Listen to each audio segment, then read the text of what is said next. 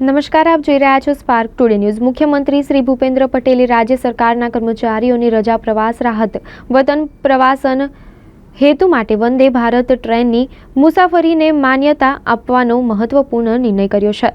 રાજ્ય સરકારના કર્મચારીઓને દર 4 વર્ષે એલટીસી વતન પ્રવાસનો લાભ 6000 કિલોમીટરની મર્યાદામાં આપવામાં આવે છે। કર્મચારીઓ દ્વારા આવા પ્રવાસ અન્વયે ટ્રેન દ્વારા મુસાફરી કરવામાં આવતી હોય છે।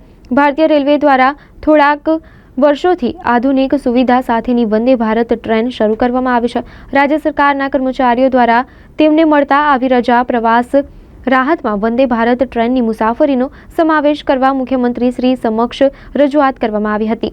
મુખ્યમંત્રી શ્રી ભૂપેન્દ્ર પટેલે કર્મચારીઓના વ્યાપક હિતમાં આ સંદર્ભમાં ઉદાર વલણ અપનાવીને એલટીસી બ્લોક 2020થી 2023ની શરૂઆતથી રજા પ્રવાસ રાહત માટે વંદે ભારત ટ્રેનની મુસાફરીનો પણ સમાવેશ કરવાનો નિર્ણય કર્યો છે।